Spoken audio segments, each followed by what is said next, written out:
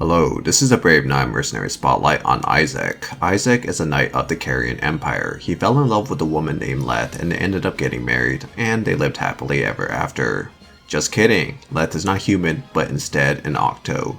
She reports to Velfern, and when Velfern found out, he pinpointed Isaac's position, kidnapped him, and started brainwashing him. Velfern separated Isaac from his wife and used her to blackmail him to do his bidding. Isaac had to obey Velfern or he would kill Lethe, and eventually Isaac became an Obscurus Octo.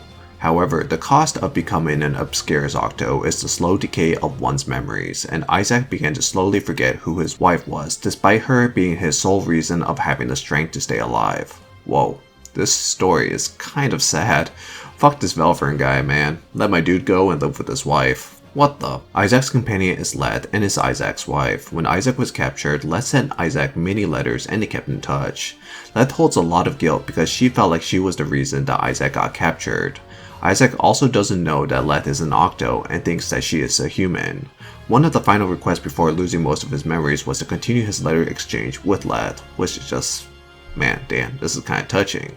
They could write a one-shot manga or an OVA on this story, and it'd be pretty good, I think. I'm a sucker for these short stories, and this is actually one of the few good ones that I recall reading in this game.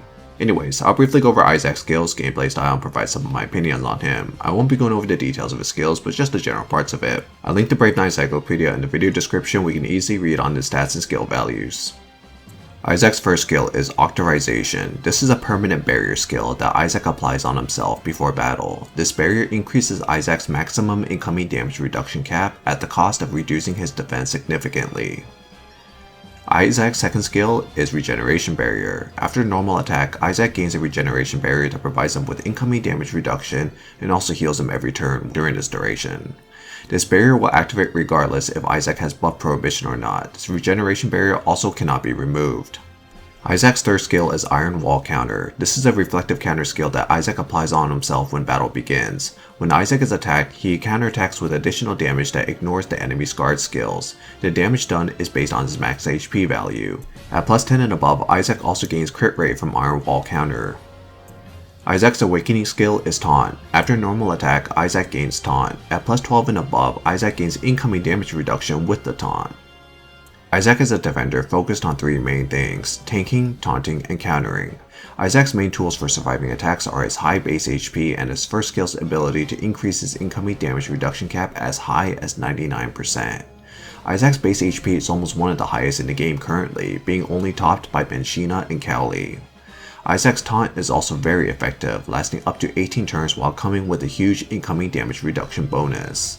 Last but not least, Isaac's counter is a powerful one as it scales with his max HP stat, and can effectively kill most units who have significantly less HP than him.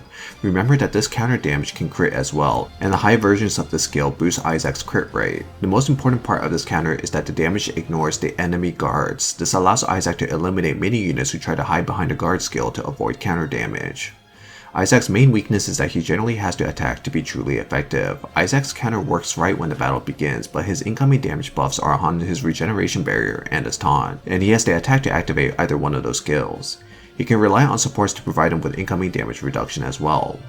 Isaac is also prone to taunt removals, nullifiers, and prohibitions, so he suffers some consistency issues that Grenhilder or Letecrat might not have.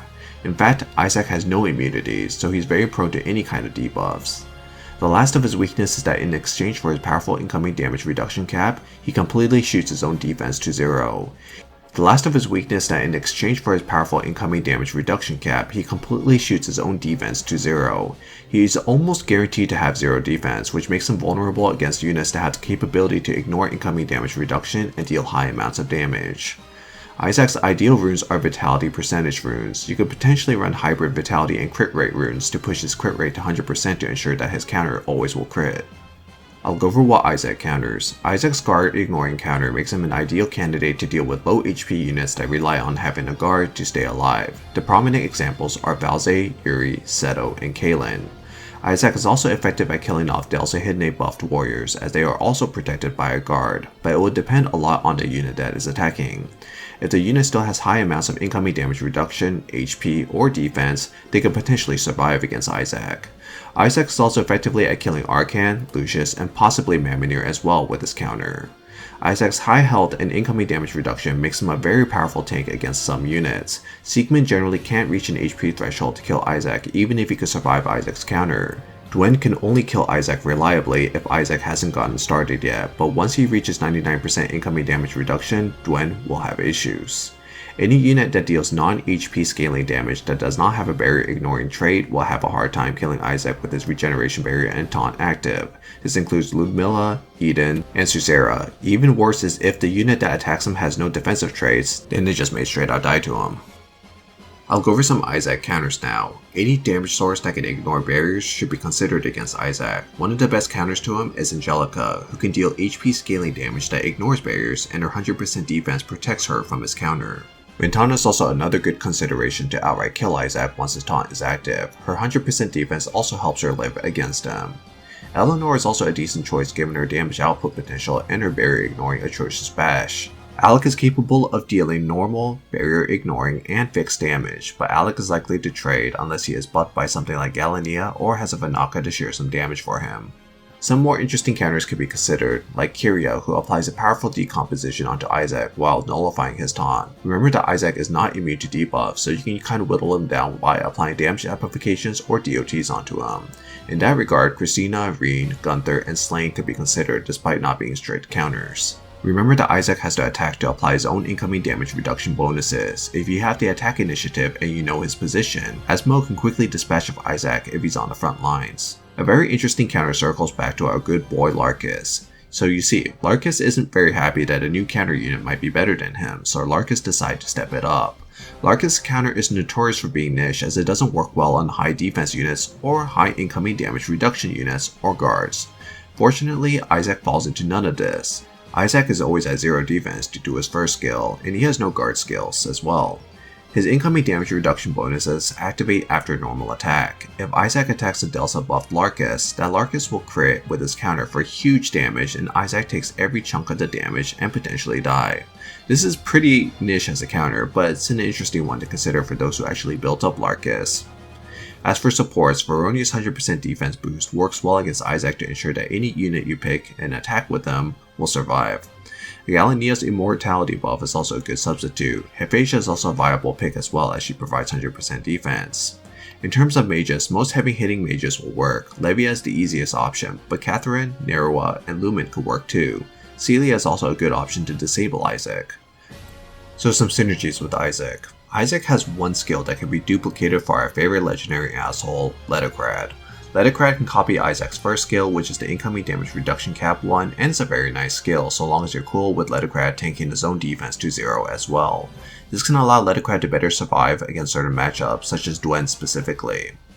Otherwise, Isaac works well in most lower based compositions. You could throw him in an Albion Floria composition for some surprising effectiveness. He's also decent in solo compositions as well. Okay, so for my opinion, Isaac is the 4th Gate of Chaos unit that we received, and continuing the trend of Gate of Chaos units, he's really quite good. I know that you might be thinking about saying that Nerua is bad, but I won't have any of it. That unit put in a lot of work for me in World Arena and Guild War. But back on topic for Isaac. He's just a really solid and basic defender. High HP, high incoming damage reduction, and a counter that kills certain units. Every strength that he has, he excels in. Isaac is strong, but he has a lot of weaknesses, which is fine because Isaac isn't really the core part of a formation. He can take out a few key units to ensure that the rest of your units can play out the later parts of the rounds. If he scores a few kills with his counter, then that's just amazing value overall. Isaac being such a dangerous defense threat allows him to shine in World Arena, Regular Arena, and Guild War defenses. He's also a good transport world boss unit with that max HP of his, so make sure to put him in your Zaratan, Tarion, and Gorgana world boss forms. So the question begs, should you build Isaac? And my answer is yes. At the very least, just play Gate of Chaos and get him. If you're on a newer account and you missed out on the prior Gate of Chaos or are not able to get every character yet, then my suggestion for the priority of the units right now would be Galania first, Isaac second, Susera third, and then Nerua fourth. Get Galania first if you run mostly warrior focused compositions, and get Isaac first if you truly want to go the defensive route. You can kind of go either way with the first 2 units, but Galania is universally useful, so you can't really go wrong with her. But choosing Isaac first is not a bad choice as well. As for skill levels, Isaac benefits off of a slow build, but each skill helps with improving his consistency. I say that plus 9 is a nice goal to go for as it allows him to reach the 99% incoming damage reduction limit. Plus 12 is nice to allow him to reach a combined value between his taunt and regeneration barrier of 99% incoming damage reduction. Anything beyond that is nice, but not necessary. Isaac is just a really solid character and continues the trend of cool and unique Obscurus Octo characters. He's essentially free to obtain, so I really encourage you to take the time to do the Gate of Chaos dungeons whenever it's up. And at the very least, get Isaac because he looks cool. Big armor dude with no weapons and just floating shields? I'm about it. His companion is significantly less interesting to me, mostly because I feel like the miniskirt lady is an overdone design in this game. Thanks for watching my Isaac Mercenary Spotlight. Stay tuned for more.